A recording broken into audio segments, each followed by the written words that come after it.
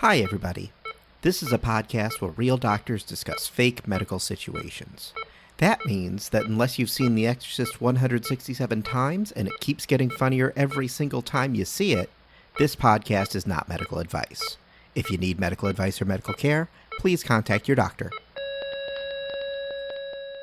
Hi, everybody. I'm Jackson Vane. I'm Johnny Kolasinski. You might remember me from such podcasts as Podcast for the Recently Deceased. This is Hi Everybody, a bad medicine podcast where we talk about what Hollywood gets right and wrong about medicine and how the body works. You can find this podcast online on Facebook, Instagram, and Twitter at Hi Everybody MD, or by visiting www.hieverybodymd.com. You can also call us, leave us a message, text message us, give us whatever feedback you would like at 530-DOCTORB. That's 530-DOCTORB. The B stands for the easiest B I've ever had. Beetlejuice? Is it Beetlejuice? You can't say it one more time. That's enough. Okay. But yes, that thing. Yeah. We are joined once again by Dr. Greg Winter, who has been on, I think, 10 of 11 of the episodes so far this season. Hey, sorry. Yeah. You know what? I'll stay home next time. No, I am happy about that. It's just funny to say guest when you are Pretty much here. regular. Yeah. Well, you guys are close by. it's pretty easy.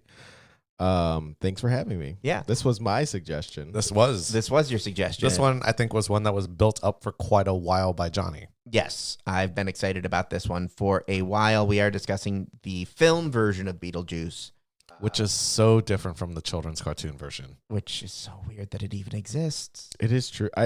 Because of watching this, I downloaded the cartoon. I remember watching the cartoon on Saturday mornings, and I remember it after school every day.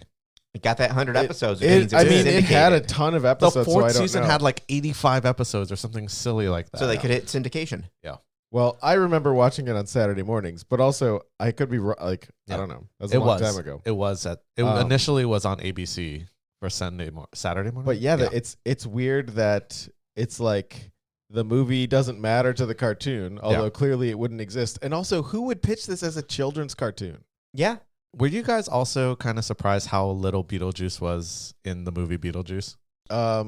Yes. It's like Home Alone all over again, where you kind of remember like the whole movie is traps and traps and traps, right? And then you watch it and you're like, oh, it's only That the doesn't last happen for an hour and 3 minutes. Yeah, it's kind of the same thing with this one. Or Silence of the Lambs, where There were no lambs silenced. there were He very only few eats fava lambs. beans that one time. Yeah, But Anthony Hopkins only in it for like 15 minutes. yeah, and he won an Oscar for it. Or like Flight, where it's a Denzel Washington movie, but then what is it? Who is his drug dealer that is just incredible and steals the show, but he's only in like 30 seconds of the movie? John Q. Flight. No, it's the guy from Big Lebowski, the fat guy from Big Lebowski. John Goodman. John Goodman. Jesus, I lost my Lebowski card. Yeah, you did. It's been wonderful having you, Greg. We'll have to let you go. But I mean, he's literally in Flight for about it's less than 5 minutes total. But he also makes he makes the trailer. He's like, every scene he's in, you're just like, I want to see this guy's movie. Yeah, It's like Beetlejuice. Yeah. I was Goodman. This was the first time. Oh, I hope that really does manifest his presence on the That would show. be great. We're gonna have to do an interview. We have John Goodman here. Yeah. I haven't watched this all the way through, possibly ever, and I was amazed with how great Michael Keaton was. Yeah. Yeah. I mean, this is a movie I have seen more than 50 times, and I watched it. We just watched it, but I watched it about a week ago, and I was like, oh, I love this movie. I forgot how much I love this movie. It's great. It's whimsical. It's fun. Yeah. It has, I think you mentioned, really good practical effects of certain injuries and whatnot too, and that's what made it really fun. Yeah. It's if you want people to look at your movie fondly in 20 years, don't use CGI. Just figure out a way to drop people from. Just use really bad green screen. But it works because that doesn't matter for any of the movie. Yeah. Right. And when the sandworm comes in at the end to bite him in half or to take him to the Sandworld land. Yeah. It is superimposed as opposed to CGI. Yes. Mm-hmm. I do want to say before we get into the nuts and bolts, we've had a lot of new listeners over the last few weeks. Number one, appreciate you. Thank you very much. Number two, we would love it if you would give us a review, let people know about the show, let us know what you think. Again, 530-DocTorb or hieverybodypodcast@gmail.com if you want to drop us a note. Should we maybe introduce ourselves in a real way? Oh, yeah. As Since opposed we to do just have- saying our names and assuming people know anything about us. Catch up, people. Come on. Yeah. I'm Johnny Kolosinski. I have no useful skills. I'm Jackson Vane. I am a pediatric emergency medicine doctor. I'm Greg Winter. I am a hospice and palliative care doctor. I do end-of-life care and symptom management in serious illness. And then we'll just have some people rotating around sometimes. Mm-hmm. Yeah. Great introduction. Yeah. Otherwise we're just two people talking and yelling at each other. Please, it's 3. It's true. It's true. Where the heck do you want to start with this episode? I don't know, and you put me on the spot. Can I which make a appreciate. suggestion? Sure. Just about like shrunken heads and how it works. Like, Sure. Have you guys seen how shrunken heads work? I have not.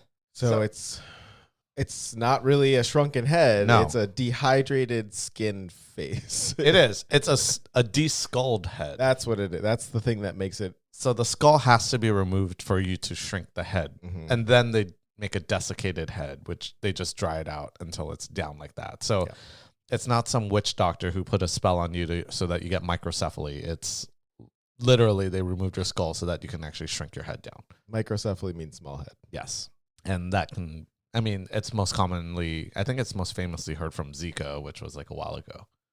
Oh yeah. Yeah. It was people that were infected who, while they were pregnant, were having babies with microcephaly. Yeah. And that in itself comes with like a lot of medical problems. But if you got cursed by a witch doctor, that also comes with its own medical problems. And it's worth realizing that, viruses might not be a big deal, except for in certain populations they can be a big deal. So Yes. that's a virus that probably doesn't matter to you if you got it, except for if you're in the population of people who are in the middle of a pregnancy, and then that gets passed on to their baby, and there are effects from it. Yeah. For example, can't find hats. Dude, Oh my God. all these hats are too big. These heads are too big. But you'll never have to worry about getting your face stuck in a cookie jar. Or your head caught in a honey jar, like Winnie the Pooh.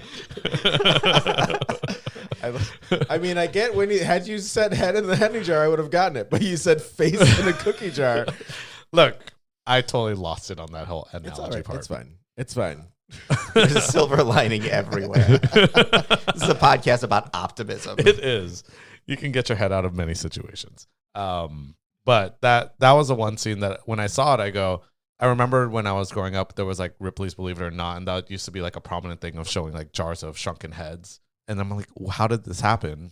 And then I actually saw another episode of Ripley's where they actually talked about how they removed the skull out and then shrunk their head.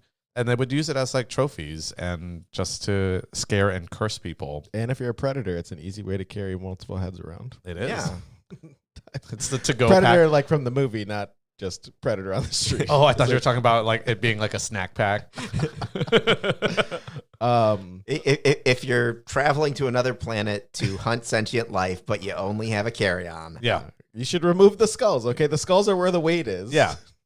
You're not going to eat that skull anyways. The good meat is on the face. You don't make head cheese from the skull. You make it from the face. I got nothing on that. I was gonna say that. So this is a stretch for discussion, but this is an HD transfer, and I had not seen this movie looking this nice in a long time, or ever actually. And one of the things I noticed was when they are in, when he's in the waiting room for the first time, when the Maitlands are in the waiting room for the first time, and you get to kind of look around and see the other dead people.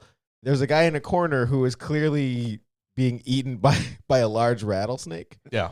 And Was it a rattlesnake or was it a shark? I don't remember. I thought it was a rattlesnake. Okay. I remember a shark. Charcoal snake? There, Either way. there's a lady that's cut in half by a saw, Mm-hmm. Yes. Not cleanly. and then there's I believe it's a snake. Might be a snake. I might be. And rattlesnakes are poisonous, and I know that Jackson probably has something worth saying about poisonous snake bites. I do. So we actually do take care. I remembered in fellowship, I used to work with one of the foremost rattlesnake bite people, and we actually had a rattlesnake museum. Dr. McSnake. No, it was his name Dr. was Cobra. Dr. Seifert. Because he's who you see for rattlesnake bites. oh wow. Wow. Oh my god. But I used to remember we had to go to the rattlesnake museum and like, that snake will kill you. That snake will kill you. That snake will also kill you. But it doesn't kill you instantly. Like, it causes your blood to both coagulate and bleed at the same time. So you just get really bad, weird clots. And I think we talked about this during Comic-Con, where you're not supposed to suck out venom and all that other stuff too, because it doesn't do anything. Or tourniquet for that matter. You're supposed to put it at an elevated kind of thing so that you can keep it away from everything else, is what I was taught. And you don't want to tourniquet it because you're basically trapping the poison inside of that area. So it's going to do more damage to that Correct. arm or that Yeah. leg or whatever. Yeah. And the treatment is just anti-venom, and you dump anti-venom until your coagulation studies are normal. I had more tourniquet questions for you the other day, but I think it's probably better served for a movie where there's limb loss, which I had assumed would be in Beetlejuice, but it isn't. No. Other than, I like, mean, there was decomposition. limb loss. That lady who got cut in half lost her limbs. She did. Well, she did know where they were. Yeah. They were next to her on the couch. What question were you going to ask about tourniqueting and limb loss? I felt like tourniquets have now been, the new teaching is that not to use a tourniquet. Incorrect.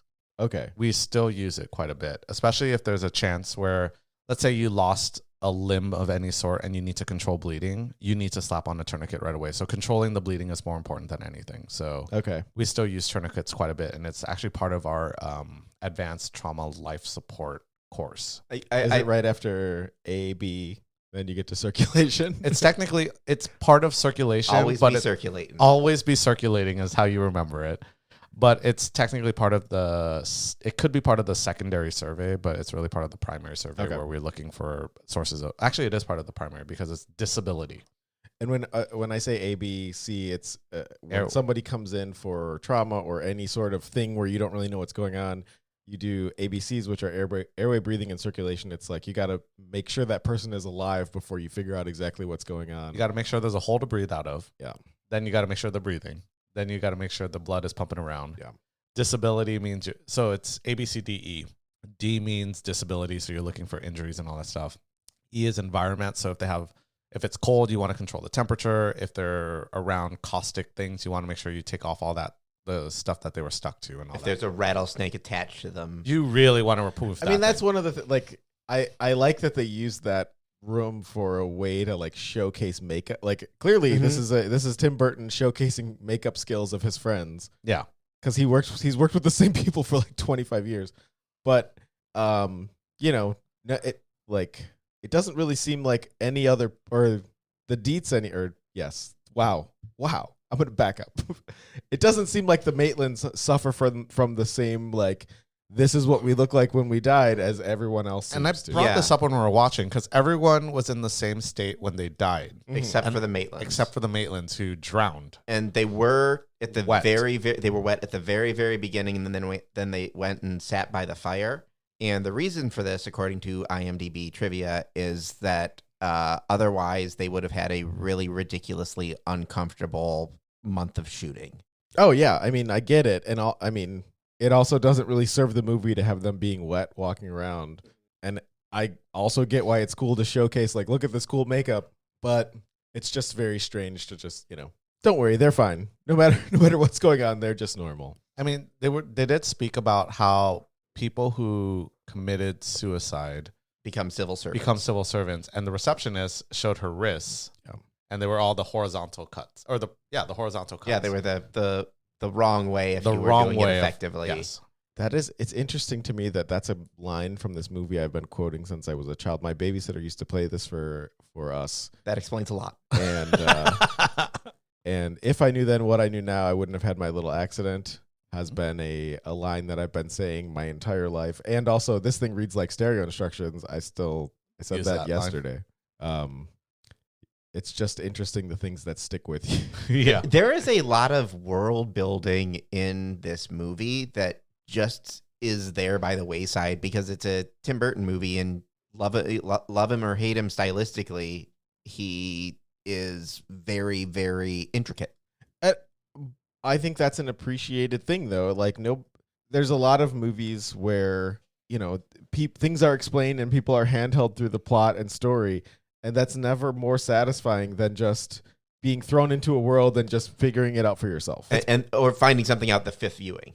Right. Yeah. Because that world exists. And I think that's kind of the nice part too.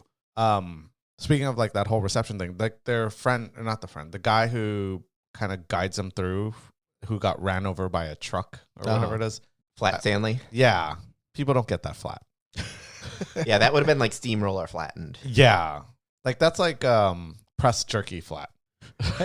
I don't know what to say other than you would be pretty destroyed. Like to be flat and intact is not really a thing. You would have to have your bones removed, and then you could be flattened. Like a shrunken head.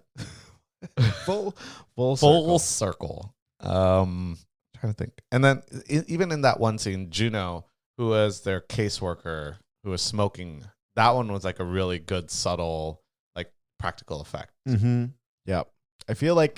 I actually feel like for this transfer, they changed it a little bit. And they tried to make it, they did more than they should have with CGI touch-up. But in the original, I mean, it's a very subtle effect where like you don't really get it because you know that everybody, everyone that's a civil servant has committed suicide. She has slit her throat, but while she's smoking, the smoke is coming out of her throat. Mm-hmm. So yeah, it's a cool subtle effect. Also, that's not what would happen, right? I don't think we have to be. I think it would be hard to generate enough force to pull smoke in through your mouth and only exhale out of the hole. Do ghosts breathe? I don't know. This is not a ghost podcast. Technically, this week it is. Kinda. Oh, I did have I had a more significant, serious question. Okay. So, we have all seen Pee-wee's Big Adventure. Mm-hmm. We are adults. What do you think is a scarier face? And I don't mean what you can see. I mean, what do you think is a scarier face? Do you think it's Large Marge turning at Pee-wee where all the stuff flies out of her face? Or do you think it's Beetlejuice who has all the snakes fly out of his head when he turns away from the camera? Now, I know for me, it's when you see Large Marge's face because very unexpected. Yeah. Melty face. Melty face is scarier. Mm-hmm. I think. Snake face, whatever. It's one of those. I mean, I remember Beetlejuice's snake face from the action figures where you squeeze his leg and the snakes come out. Again, what the heck Yeah, is going on with the 90s were a special Hey, time. Yeah. buy me this toy. Yeah. It's not that gross. The 90s were a very This the is the early 80s. The 80s. Yeah. Late But 80s. the toy might have been from the 90s. The Because toy the was from cartoon the- was I think the probably toy from was the from 90s. early. From Early 90s. the cartoon. Yeah, I mean the action is from the movie, but the cartoon was just like what can we market? The cartoon where you still have Beetlejuice hanging out in the whorehouse. Yes. I mean, it's a special. It was a special time of existence. I have since gone back to review some of the cartoon, and it's crazy. It's very different from the movie. I think that's the best way to say it.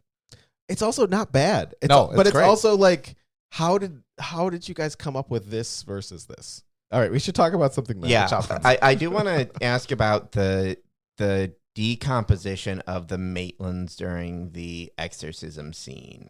Where it's almost like in The Mummy, where it's distinctly magical. They are turning to dust and crumbling apart, as opposed to what we would see as like physical decomposition normally, I think it's worth noting that there is no decomposition, right? There is no specific type of decomposition that happens. Decomposition happens based on the environment that your body is in. And so, like you said, it looked more like a mummy than like decomp like you would think about. And I mean, the reason why there's mummies is because decomposition in that dry environment means that the body changes differently at death than it does if you put a body in a swamp. Like very, very different things happen to your body depending on if it's wet or dry, if there's different types of bacteria around, if The bloat. if there's injuries to your body, if it's hot versus cold. So decomposition is not just one size fits all. It almost looks like Mortal Kombat where they get their soul sucked out. It does. And everyone just gets really wrinkly. This looks like someone got put through a vacuum and then a food dehydrator. Yeah, and Or like tangled. like the Disney movie, the same thing happened to Mother Gothel. She died the same way, where she got old really quickly, dried up, turned to dust. I'm thinking of Indiana Jones and the Last Crusade when the guy gets pushed, and that's decomposition. Decomposition, like I think, is more traditional sense where you see the skin melt and then the bones are exposed and then turns to dust when there's a little bit. When there's a forceful thing that happens. And when it comes to mummies, they did a lot of work to remove liquid and the things in a body that would cause putrefaction, which is just a fancy way of saying like things get liquid, things are going to turn back to goo that can be used by other creatures, right? That's the main thing is we all get recycled, although we don't anymore because we preserve our bodies with chemicals and plastic. I thought you said it's because Waterworld doesn't exist in this thing. Dry land is not a myth.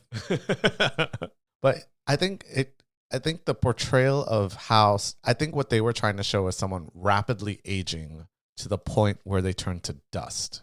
And I think that was what the goal of that whole scene was.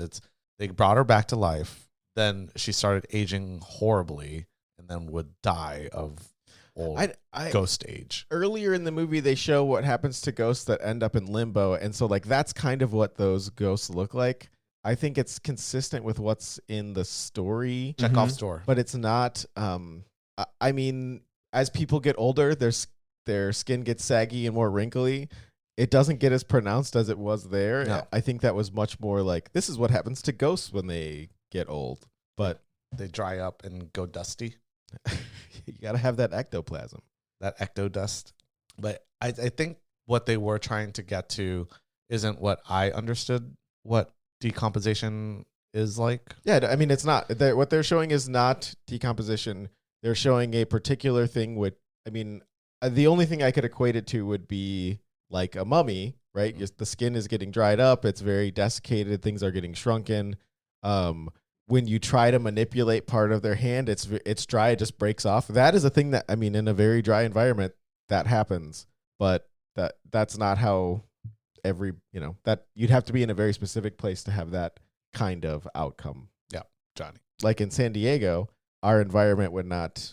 No, I think in San Diego you would have like the common way of, I'm using air quotes as if people can see me right now, decomposition, where it will be like you're dead, you get your rigor, you get your lividities, then you start bloating, and then things start kind of breaking down and you leak out juices. Rigor is just it's muscles everything freezing up. They don't have ATP, right? Yep. And then you can't get those kinesin proteins doing the walk down and all that stuff. The obvious solution here is that we just feed all of us to snakes. I mean, that's a big meal for a snake, unless it's an anaconda, which we should probably watch. Cover. Yeah, we should really. We should 100%. I want to talk about. Well, we did talk about it a little bit at Comic-Con with the trach. Yeah. Oh, yes, that's true. But I want to talk about his accent. Is there a medical term for a ridiculous accent? Radiculopathy? No, that's not it. That's nerves. That's nerve damage. And Wait, that's actually a thing? I think you might have had nerve damage. Yes. Radiculopathy. Radiculopathy means you have some kind of nerve damage, yes. Radicular damage. Huh. I'm pretty sure that, yes. Radical. But that is actually a thing. I got tubuloropathy, which is probably also a thing. No, it's not. Aw. But radiculopathy is, yes. What else? I'm trying to remember. And I guess speaking of that exorcism scene, it goes to Lydia calling for Beetlejuice, right? So then we have real life injuries performed by paranormal things. Yes. So I think one case in point was the tester mite. I mean, that would cause a radiculopathy. That would. After your head bangs into the ceiling and then your neck gets twisted, you probably would impinge a nerve in your neck. Also, you're assuming those people are more dense than all the beams of wood. That's true. It was a flipped house, so. Yeah. No, they've mostly hollow. Yeah. They did a lot of work in that house. So I would have assumed they would have put in more competent ceilings and stuff like that. Good bones in that house. There were some good bones in that house. Not in those, also in those people too, because they went right through those. They did go right through that. But that's like one of those situations where you would be mush. It feels like it. It feels like it's less likelihood that you would punch a hole through the ceiling than it is that you would end up a crumpled mess on the floor. I would almost think that with the velocity of that little lever going up after the hammer hits, it would just kind of rip through your junk and stuff. I mean, like it that. depends. People use if you bend your knees at the right time. If you do, there's a lot of ways you can get not destroyed. I don't know. There's the element of surprise in this one. You know, I didn't think that hammer was going to go down. I wonder what's going to happen. Oh, there's a beam going through my junk. There's no way they didn't. They're watching him lift the hammer and excitedly like, But the hammer's inflatable. I also think we all know that game is fake at the fair. You don't just hit that with a hammer and then the thing shoots up to the bell. The operator controls it with his foot. Hmm? Yes. Oh, you've just spoiled Jackson's. I mean, you know that every carnival game is BS. So that scene in Jackass where Chris Pontius hits a thing and then the golden dildo goes flying up in the air. I mean, Chris Pontius is He's not a very strong man. Well, they're also not, at a carnival. Yeah. Right? Like, that's true. Your neighborhood carnival that comes to get money out of strong people, they're making sure they get 2 and 3 tries out of them. It is wrong to be strong. Yeah. I don't know why I just said yeah to that. Yeah. And then I think there was also another scene where I guess Beetlejuice turned into a snake and then picked Chuck up really high and dropped him on his back. That's how you get ridiculopathy. That's another way to get ridiculopathy. And then he fell down the stairs, right? Or was it? That was Ortho. Or Otho. Usually when you talk about ridiculopathy, you talk about a specific nerve. You'd say like spinal. Spinal is not a nerve, but you could say somebody has spinal radiculopathy or like radial radiculopathy. Yeah. You wouldn't just say they have radiculopathy. Your mom has radiculopathy. I think we should discuss it more just because it's... Because you like the word? Yeah. I mean, I don't deal with it as much as you do, I'm assuming. I don't deal with I mean, the pain I'm dealing with is very different. Personally? I have been meaning to talk to you about some stuff. That being said, that there is this is a movie that is about death and dying and what comes afterwards, and potentially grief. And I feel like at some point someone's going to ask about stages of grief and what that means. And I feel like that's a thing I should probably talk about. I mean, you would be able to talk about it better than. Well, they don't really. It's not really touched on in the movie, other than by the realtor, who I think is only using it as a way to sell a house. But there are the traditional 5 stages of grief, which are anger, denial, bargaining, depression, and acceptance.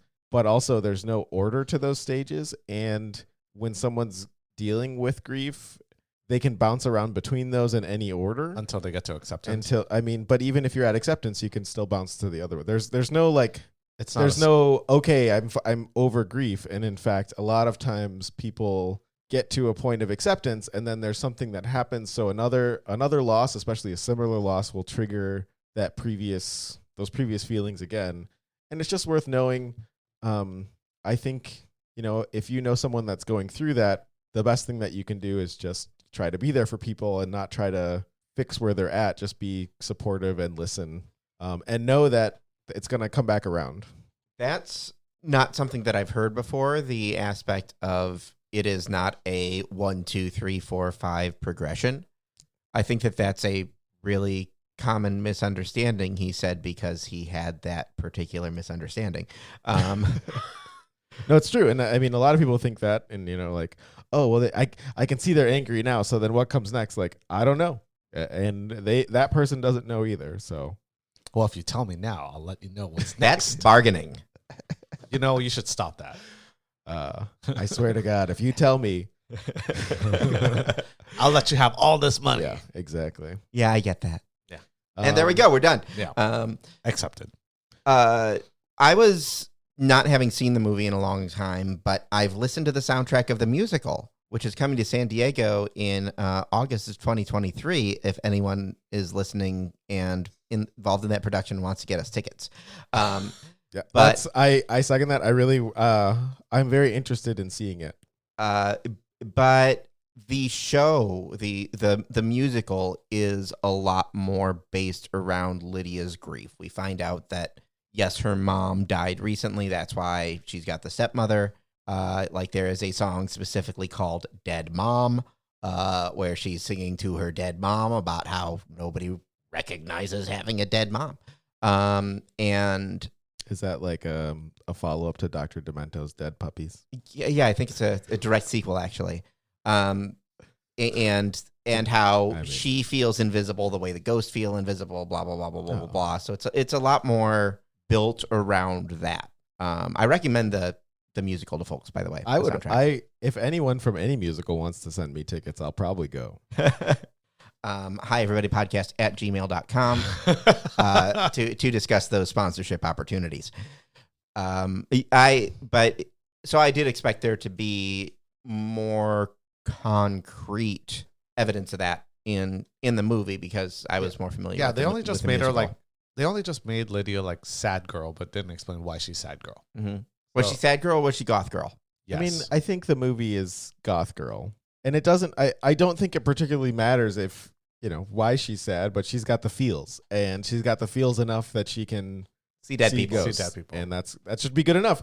And also, like, that's compassion, right? If you see people, you shouldn't be like, why do I see people? You should be like, what's going on with these people? I should be able to connect with those people. You shouldn't question your reality because you're seeing people. I mean, this is the prequel to the Although Sixth if you Sense. are seeing people that no one else sees, You should probably possibly, question your reality a little bit. Then you are Haley Joel Also, this is Osment. not a medical advice book. No. Every time I try to make a Sixth Sense joke, just shattered. I'll talk over it. It's fine. I'm only halfway through, so. You're what? Only Sixth halfway Sense? through the movie. Oh, Sixth Sense? Yeah. Oh, yeah, you'll be fine. There's nothing weird about it. That I kid's know. just really You guys a weird. good therapist. Yeah, Yeah. he does. Yeah, I'm impressed. Do we think that Beetlejuice was a suicide? He's not a clerical worker, but he But did he say was he because he But was he the does do assistant to clerical Juno. work. he does do clerical work. I don't know. Honestly, He does like the dirty side of clerical work. Get the living out of your house. he's a bio Exorcist. exorcist. I don't know. That's a good question. I feel like he probably I mean, I feel like yes. it's the only way that makes sense if he knows all the people and If he clerical worked with people. Juno before, otherwise why? Yeah. I really liked the quote of, "If you don't let me gut this house and make it my own, I will go insane and take you with me." She really delivers that line. You brought up at the right when we started that Catherine O'Hara is in all of the great movies She really of our she particular is generation's in a lot. childhood. She was in Home Alone, Mhm. Home Alone 2. I feel like we should have looked it up before just starting to talk about it. Yes, but at least Home Alone, which is actually relevant Yeah. to this podcast, anyways. And then the other dude is Ed Rooney. That's just how I know him. Mm-hmm. From Ferris Bueller's Day Off. He, I'm not even going to talk about him. Well, Never mind. No, you shouldn't.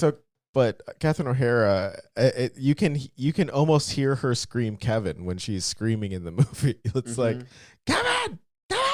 No, it's that and The Nightmare Before Christmas. She was actually in that one too. Really? Yes. So yeah, Catherine O'Hara was in a lot of our childhood, like Home I Alone. thought she was. I thought she was in Clue for a second, but she's not. No, That's she's somebody else. she's That's- not Mrs. White. No, but she is definitely in Nightmare Before Christmas too, which is also a Tim Burton movie. Tim Burton is loyal. He is. Fun Catherine O'Hara, Tim Burton story. Her husband, I don't know if they're still married, but at the time was I think, costumer on the movie.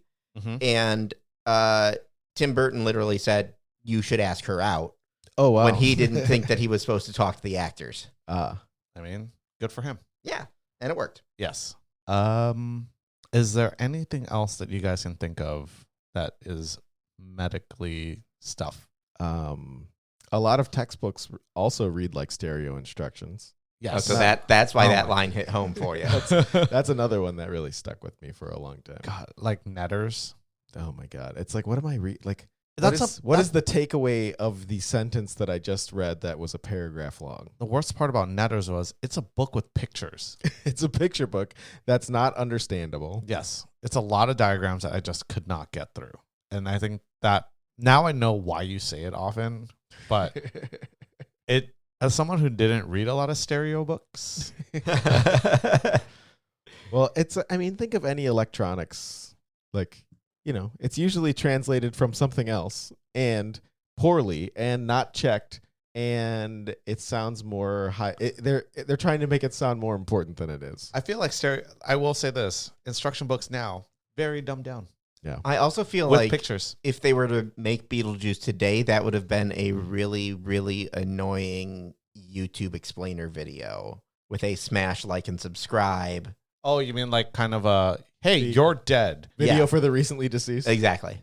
God, I really hope they don't remake Beetlejuice because that's going to be, that's going to happen.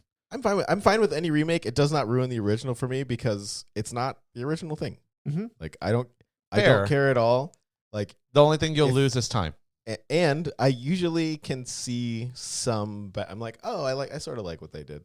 I don't know. It's fine. Or they make a movie version of the musical. Right? They could do that. That might be next. Give us tickets. I have not seen Mamma Mia Either one, the movie or the stage show. either. Are you not a fan? I mean, give me tickets.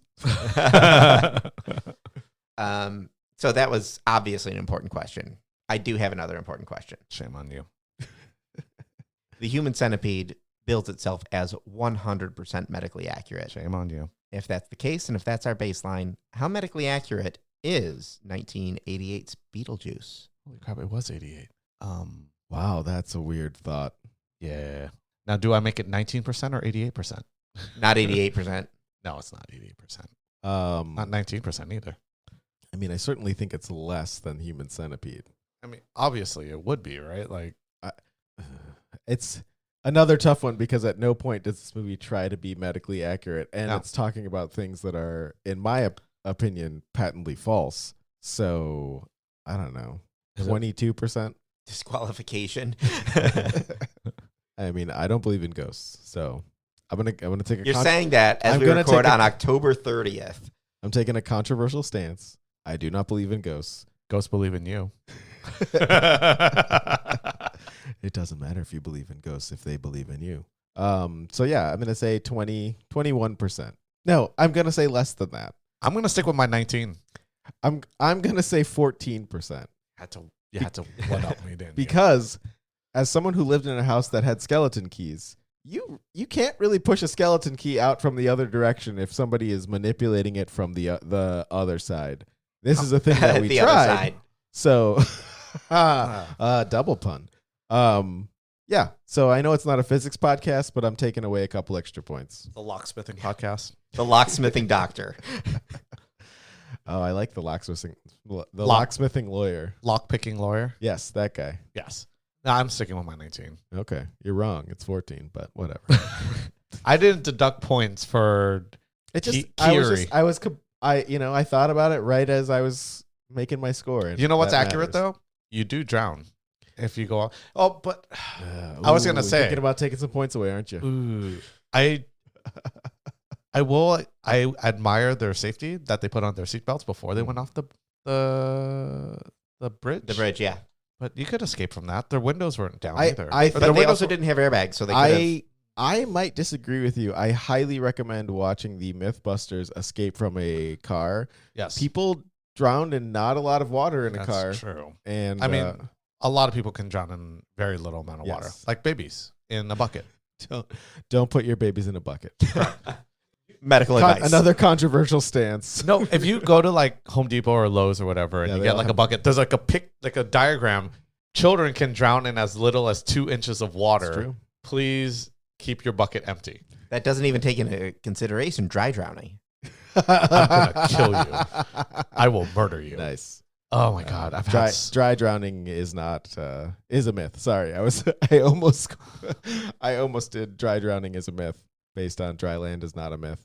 yes. Wait, Wait, dry drowning is I almost not a myth. Yeah, dry drowning is not, but it is a myth. That's what the problem. Oh, it is a myth. Yes. Oh man. Your logic This is is killing this is me. going to be real confusing when you edit it. Oh, One yeah. plus 1 plus 2 plus 1? That would be no. Even so, that would be 1 plus 2 plus 1 plus 1, not 1 plus 1 plus 2 plus 1. There we go. Thank you. That's Dry drowning. that's a different You're thing. killing me with the dry drowning thing. I still have people to this day asking me, "Hey, my kid drank a soda wrong and choked on it. I'm afraid they dry drowned."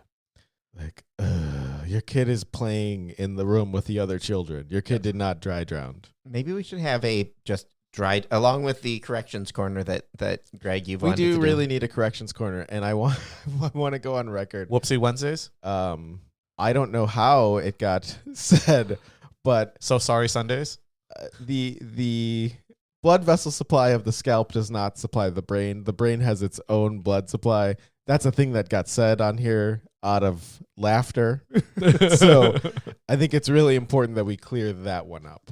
Wait, your skin vessels don't supply That your is brain. correct. That is correct. Man, I've been doing things really wrong. But your scalp does bleed a lot. It does. It is very perfused because your face has a lot of muscles that need to be perfused. Yes. And that's why you have a lot of blood. And also that's feeding the brain.